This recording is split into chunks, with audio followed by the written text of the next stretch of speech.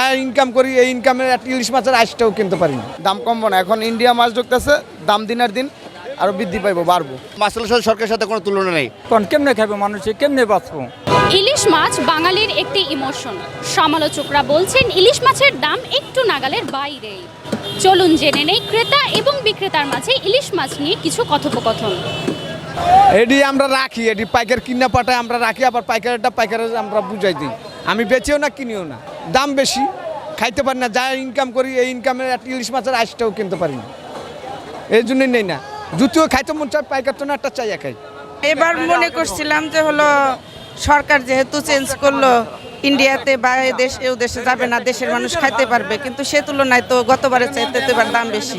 জানি না আসলে এর পিছনে কি সিন্ডিকেট কাজ করতেছে না, এগুলা বাইরে তো কোথাও যাইতেছে না, যেহেতু এবার ইলিশ বাইরে যাচ্ছে না। তো তারপরে আসলে ইলিশ আমাদের হাতের নাগালের বাইরে। যা বুঝলাম বাজার ঘুরে এখনও ইলিশ কিনতে পারতেছি না, বড় ইলিশটা এখনও পারতেছি না। যেমন 300, 400, 350 গ্রামের ইলিশ 1000 টাকা কেজি চাইতেছে। 1 কেজি ইলিশটা 1600-1700 টাকা কেজি না।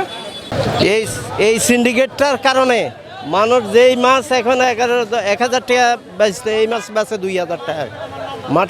মোটমাট সিন্ডিকেট ছাড়া তাদের কোনো ইয়ে নেই। মাছ পৌঁছে গেছে গা, মাছ এই মাছ অন্তত 15-20 দিন আগের ধরা মাছ, তাজা মাছ না। আমি বাসায় নিছি, আমি 22,000 টাকার মাছ কিনছি। এখন বাসা নিয়ে দেখলাম যে যখন বাসা নিয়ে ব্যাগ খুললাম, ব্যাগ খোলার পরে 2টা মাছ একদম পচা, তারপরে আবার ফেরত নিয়ে আসলাম, এই এখন ফেরত দিলাম। আচ্ছা, বিষয় হলো যে একটা দেশের সাথে আরেকটা দেশের বিজনেস থাকবে, তো সেক্ষেত্রে এই বিজনেসের মধ্যে মাছ হতে পারে, অন্যান্য প্রোডাক্ট হতে পারে। তো সেক্ষেত্রে টাকার বিনিময়ে গেলে এটাতে কোনো আমি অন্য কিছু দেখি না। তো এখানে দেখতে হবে যে আমাদের দেশের মানুষের চাহিদা মিটছে কিনা। সো এখানে আমাদের দেশের মানুষের চাহিদা মেটানোর পরে এটা তো আমাদেরকে রপ্তানি করতেই হবে, নাহলে ফেলে দিতে হবে, এই আর কি। তো দেশের বাজারে বাড়াটা এটা আসলে দেশের মানে কি বলবো, কিছু ব্যবসায়ীর কারসাজি হতে পারে, কারণ বাড়ার মতো খুব একটা যৌক্তিক কারণ দেখছি না, কারণ আমাদের ইলিশের উৎপাদন অনেক। তো সেখান থেকে 3000 মেট্রিক টন গেলেও খুব একটা মানে ঘাটতি হওয়ার কথা না বাজারে। আরেকটা বিষয় যেটা হতে পারে সেটা হচ্ছে যে 3000 মেট্রিক টন ব্যবসায়িক কারণে অনুমোদন দিয়েছে বাণিজ্য মন্ত্রণালয়, বাট এর বাইরেও তো অনেক ইলিশ যাবে, সেটা হয়তো বা প্রপার চ্যানেলে না, অন্যভাবে যাবে। এই জন্য দেশে একটা একটু সাময়িক শর্টেজ হতে পারে, বা হচ্ছে এই কারণে একটু দামটা বাড়তে পারে। সম্ভব না, এই মাছকে এত দামের মাছ খাওয়া সম্ভব না, বুঝলেন। হ্যাঁ, আমরাও কী করবো, আমরা মনে করেন যে বেশি দাম দিয়ে কিনি, আবার বেশি দামে বেশি, আর আমার তো করার নাই কিছু। অনেকজন কিনতেই পারেন এত দামের মাছ। এখন মনে করেন আমি কামাই করবো দৈনিক 500 টাকা, এখন আমার মাছ কেনা লাগবে 1000 টাকা দিয়া। কারণ কেমনে খাবে মানুষ, কেমনে বাঁচবো? বিগত সরকার বলছিল যে না, আসলে এটা আমরা উপহার দিচ্ছি, কিন্তু এ নিয়ে তো তার ব্যতিক্রম না আর কি। এ নিয়ে তো তার ব্যতিক্রম না, উনি তো একই পথে হাঁটছেন। 2200 টাকা কেজি, 1.5 কেজির দাম 2200। আরেকটা আছে 1.5 কেজি, এই যে এটা বেলকা, এটা আছে আবার 1.5 কেজি, এটা আছে আবার আপনার 1800, 1.5 কেজি। এটা বরিশাল, ওটা পদ্মার মাছ।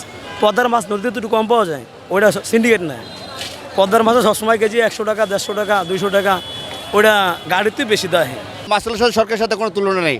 মাছ হলো একসাথে সরকার, আর একটা মাছ হলো নদীর মাছ, এটা আল্লাহর দানি ওই মাছ। এটা নদীতে যদি মাছটা বেশি পড়ে, বারবার বলতে যদি নদীতে মাছটা বেশি পড়ে তাহলে মাছটার রেটটা কম আসে, আর নদীতে মাছ কম পড়লে মাছের রেট বেড়ে যায়।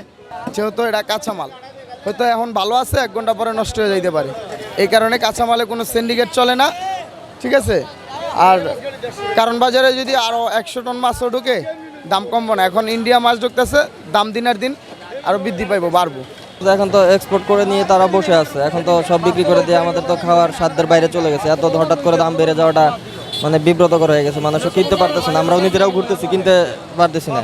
এখানে সিন্ডিকেট বলতে আমি একজন ব্যাপারী, আমি নোয়াখালীর চেয়ারম্যান থেকে মাছগুলা কিনে আনি, কিন্তু ওইখানে যে সিন্ডিকেটগুলা, ওখানে জেলেরা মাছ পাচ্ছে না পাওয়ার কারণে ওখানে যে সিন্ডিকেট, আপনারা ওখানে সিন্ডিকেটগুলো ভাঙতে হবে, তাহলে ঢাকা শহরে সিন্ডিকেটটা আপনার নিয়ন্ত্রণে আসবে। পদ্মা ইলিশ বাংলার বুকে নাই, আছে মাওয়াঘাট আছে, শরীয়তপুর আছে, ঢাকা নাই।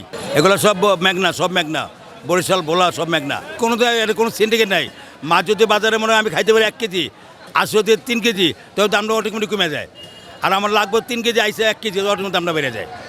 নিম্ন শ্রেণীর আয়ের মানুষের জন্য ইলিশ মাছ যেন সাধ্যের বাইরে। বিক্রেতারা বলছে কোনো সিন্ডিকেট নেই, কিন্তু ক্রেতাদের মুখে মুখে শোনা যাচ্ছে সিন্ডিকেটের জন্যই দাম বেড়েছে। এবং অনেক ক্রেতারা বলছেন গতবারের সরকার এবং এবারের সরকারের মধ্যে নেই কোনো পার্থক্য। প্রশ্ন থাকবে আপনাদের কাছে, কেন এই জাতীয় মাছের দাম এত বেশি?